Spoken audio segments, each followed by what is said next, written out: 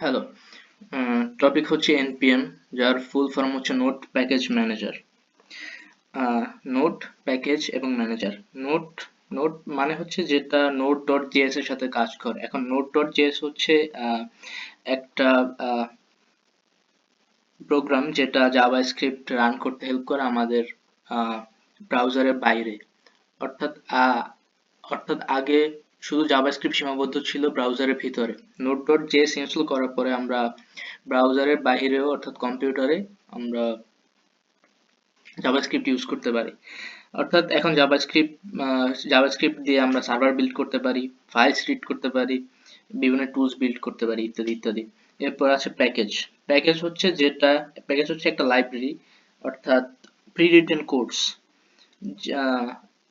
যদি ধরি আমি একটা গাড়ি বানাতে চাচ্ছি, যেটা নতুন ইনোভেশন আনতে চাচ্ছি। এখন গাড়ি বানাতে আমাদের যেটা ফান্ডামেন্টাল লাগবে সেটা হচ্ছে হুইল, চাকা। এখন আমি কি আমার ইনোভেশনের দিকে ফোকাস করব নাকি আমি চাকা বানানোর প্রতি ফোকাস করব? ডেফিনেটলি আমি চাইবো আমার ইনোভেশনের প্রতি ফোকাস করতে। কিন্তু প্রবলেম হচ্ছে চাকা। চাকা কি আমি স্ক্র্যাচ থেকে বিল্ড করব নাকি যেটা অলরেডি মার্কেটে এক্সিস্ট করে আমি সেটা ব্যবহার করব? ডেফিনেটলি যে প্রবলেমের সমাধান অলরেডি করা আছে আমি সেটাই চাইবো না যে আমি আবার পুনরায় সলভ করতে। সেম সিনারিও হয় যখন আমি প্রোগ্রামিং এর বেলায়, যখন আমি নতুন কোনো ওয়েবসাইট বানাতে চাই অথবা কোনো সফটওয়্যার বানাতে চাই। আমার এমন এমন কিছু প্রবলেম আছে যেগুলো কমন প্রবলেম, যেগুলো সলিউশন অলরেডি এক্সিস্ট করে। আমাকে আর নতুন করে কোড লিখতে হচ্ছে না এর জন্য। যেহেতু অলরেডি এক্সিস্ট করে আমার শুধু কাজ হচ্ছে এগুলোকে খোঁজা এবং ইউজ করা। এটা হচ্ছে প্যাকেজ। এরপর হচ্ছে ম্যানেজার। ম্যানেজার হচ্ছে একটা টুল যেটা ম্যানেজ করে জিনিসপত্র।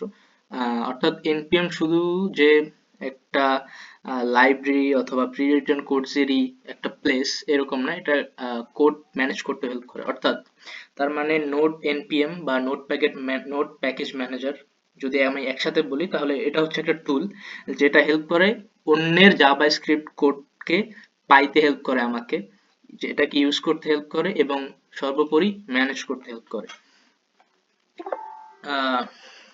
এনপিএম যখন ছিল না এর আগে যে প্রবলেম ফেস করতে হতো আমার, যেগুলো আমার সলিউশন দরকার, আমার আমার আমি কোনো সফটওয়্যার বানাতে চাচ্ছি অথবা ওয়েব অ্যাপ্লিকেশন বা ওয়েবসাইট বানাতে চাচ্ছি, যখন যেগুলো প্রবলেমের সলিউশন অলরেডি এক্সিস্ট করে সেগুলো আমাকে খুঁজতে, অর্থাৎ প্রিন্টেড কোডগুলো খুঁজতে আমাকে ম্যানুয়ালি গিয়ে ইন্টারনেটে যাওয়া লাগতো, এরপর সেগুলো ডাউনলোড করা লাগতো, এরপর কপি পেস্ট করা লাগতো। অর্থাৎ ডেফিনেটলি এই প্রবলেমটা হচ্ছে, সবচেয়ে বড় প্রবলেম হচ্ছে এটা একটা স্লো প্রসেস এবং মেসি প্রসেস। বিভিন্ন সময় যার কোড আমি কপি পেস্ট করতেছি হইতে পারে সেই কোডে কোনো নতুন আপগ্রেড আনতেছে, সেটা গিয়ে আবার আমার পুনরায় গিয়ে ডাউনলোড করা লাগতেছে। একটা প্রবলেমেটিক সিচুয়েশন ক্রিয়েট হয় তখন। এনপিএম যেটা করে সেটা হচ্ছে, এনপিএম হচ্ছে একটা a huge free online store for readymade code pieces. অর্থাৎ একই ছাতার নিচে আমি বিভিন্ন ডেভেলপারের কোড পেয়ে যাচ্ছি। আমাকে প্রত্যেকটা আলাদা আলাদা প্রবলেমের জন্য গিয়ে যেখানে আমাকে ডাউনলোড করা লাগতেছে না এবং সেটাকে আবার ইনস্টল করা ইউজ করা লাগতেছে না। npm downloads them for you automatically. Why do you need it? Definitely it saves tons of time. আমাকে এটা, যেহেতু এটা প্রি রিটেন ছোট ছোট প্রবলেম বা বড় বড় প্রবলেম যেগুলোর সমাধান অলরেডি এক্সিস্ট করে সেগুলোকে আমি সেগুলোর কোড আমি আবার ইউজ করতে পারতেছি, সো ডেফিনেটলি আমাকে ওই টাইমটা বেঁচে যাচ্ছে, আমি আমার গোলে ফোকাস করতে পারতেছি।